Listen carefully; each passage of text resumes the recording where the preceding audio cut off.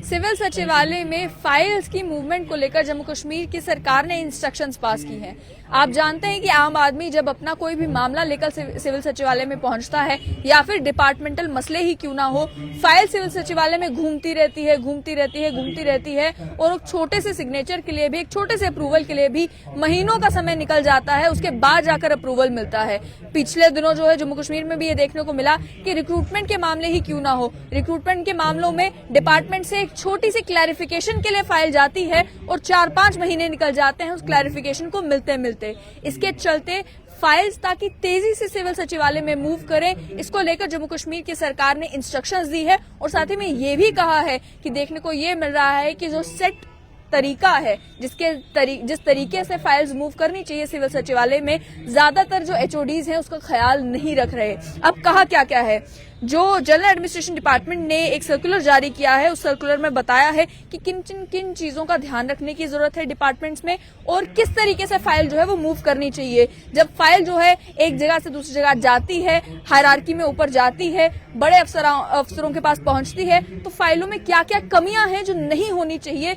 जिससे जल्द अप्रूवल जो है वो फाइल को मिल सके। इस सर्कुलर में ये कहा गया कि आप जो है जिस समय फाइल नोट करके अप्रूवल के लिए भेजी जाती है, कुछ चीजों का ख्याल रखना जरूरी है। पहला ये कि फाइल नोटिंग जो है फंडामेंटल फंक्शन है इन सभी दफ्तरों में। हर एक दफ्तर में जो अफसर काम कर रहे हैं उनको मालूम होना चाहिए कि फाइल पे उन्होंने नोट किस तरीके से लिखना है, ताकि जब वो फाइल ऊपर आला अधिकारियों के पास जाए तो उसमें कोई कमी वो ना निकाल पाए। ये कहा गया कि जो ब्रीफ हिस्ट्री है केस की, केस है किस मामले में, उस स्टेटमेंट ऑफ केस जिसमें जितने भी फैक्ट्स और फिगर्स हैं, ताकि इसके बारे में सोच विचार करके फैसला लिया जा सके, वो उसमें मेंशन होना चाहिए। रूल पोजीशन क्या है, क्या इसका अप्रूवल देने में कोई कानूनी अड़चन तो नहीं आ रही, इसको लेकर रूल पोजीशन जो है उसका नोट मेंशन होना चाहिए। और साथ ही में क्या अगर कोई मामला इस तरीके का है जिसमें एक से ज्यादा विभागों से मालूम करना जरूरी है कि इस पर आपका क्या सोच विचार है, यानी कि कोई मामला है जिसमें आपको पीएचई से भी रिलेटेड है, रूरल डेवलपमेंट डिपार्टमेंट से भी रिलेटेड है, तो क्या आपने सभी डिपार्टमेंट से कंसल्टेशन कर ली है, कंसल्टेशन के बाद क्या फैसला आया है वो भी आपको फाइल में मार्क करना है।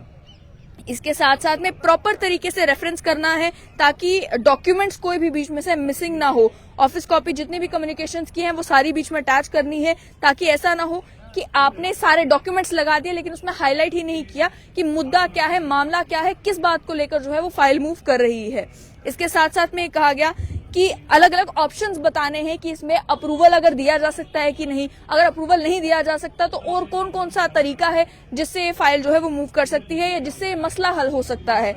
नोटिंग ऑफ फाइल्स के अलावा ये भी कहा कि जो सेक्रेटरीट का प्रोसीजर मैनुअल है उसके अकॉर्डिंगली जो है फाइल्स नोट की जानी चाहिए। सिंपल लैंग्वेज जो है वो उसका इस्तेमाल किया जाना चाहिए। ऐसा ना हो कि आप बड़े ही एम्बिगुअस लैंग्वेज, यानी कि बड़ी ही मुश्किल, बड़ी ही कंफ्यूजिंग लैंग्वेज का इस्तेमाल करें, जिससे जो अधिकारी वो फाइल पढ़ रहा है उसे समझ ही ना आए कि आखिर कहने की क्या कोशिश की जा रही है, मुद्दा आखिर क्या है, मसला आखिर क्या है, क्लैरिफिकेशन क्या मांगी जा रही है। इसके साथ साथ में कहा गया जब फाइल सबमिट की जाती है तो वो प्रॉपर नॉर्म्स के हिसाब से, यानी कि एक फाइल अगर आपको डिपार्टमेंट के सेक्रेटरी से एडमिनिस्ट्रेटिव सेक्रेटरी तक पहुंचानी है, प्रिंसिपल सेक्रेटरी तक पहुंचानी है, तो जो प्रॉपर हायरार्की है उसी के हिसाब से जाना चाहिए। ऐसा ना हो कि फाइल जो है फर्स्ट लेवल से सीधा 5th लेवल पर पहुंच जाए या सेकंड लेवल से सीधा जो है वो 4th लेवल पर पहुंच जाए। तो प्रॉपर हायरार्की को फॉलो करना जरूरी है। फाइल्स को लेकर यह भी कहा गया कि जो फाइल्स डिसाइडिंग अथॉरिटी को भेजी जाएगी, चाहे वो एडमिनिस्ट्रेटिव सेक्रेटरी हो, मिनिस्टर इंचार्ज हो, उन सब को लेकर उसमें वो रूटीन में रेफर होनी चाहिए फाइल्स, और उसमें किसी भी तरीके की परेशानी जो है वो नहीं आनी चाहिए उस फाइल को समझने में। यानी कि अगर किसी ने रिप्रेजेंटेशन दी है वो भी उसमें अटैच होनी चाहिए, या रूटीन के जो ड्राफ्ट और ऑफिस ऑर्डर्स हैं वो उसमें वो अवॉइड किया जाए कि एक्स्ट्रा जो अननेसेसरी चीजें हैं वो उसमें ऐड ना की जाए। सिंपल तरीके से जो है वो फाइल बनाई जाए, ताकि ऐसा ना हो कि जो अधिकारी फाइल देख रहा है वो 50 पेज पलटता ही रह जाए कि इसमें ये भी अटैच किया गया है, ये भी अटैच किया गया है, ये कम्युनिकेशन भी बताई गई है, आखिर मसला क्या है वो समझने में उसे जो है वो एक लंबा समय नहीं लगना चाहिए। उसके साथ साथ में कहा गया कि अगर जरूरी ना हो तो एक मुद्दे के ऊपर एक ही फाइल होनी चाहिए, पार्ट फाइल्स, यानी कि उसी मुद्दे के ऊपर अलग अलग सब फाइल्स बनाने की जरूरत भी नहीं है, उसे भी अवॉइड करने की जरूरत है। साथ ही में कहा गया कि जितने भी ऑफिसर्स हैं वो अपनी ऑब्जर्वेशंस जो हैं किसी भी मामले के ऊपर वो हायर अथॉरिटीज के सामने अगर रखना चाहते हैं तो फर्म पॉइंट ऑफ व्यू के साथ रखें और ब्लैंक नोट्स जो है वो फॉरवर्ड ना करें। इसके साथ साथ में जितनी भी कानूनी प्रक्रिया है उसका पालन करें जब भी फाइल्स मूव करते हैं। हालांकि ये जो जीएडी का सर्कुलर है काफी टेक्निकल है। टेक्निकल इसीलिए कि जितने भी अधिकारी हैं उन्हें बताया गया है कि आपको फाइल जब आगे भेजनी है क्या करना है क्या नहीं करना है। लेकिन ये सर्कुलर निकालने से क्या सामने आता है, सामने यह बात आती है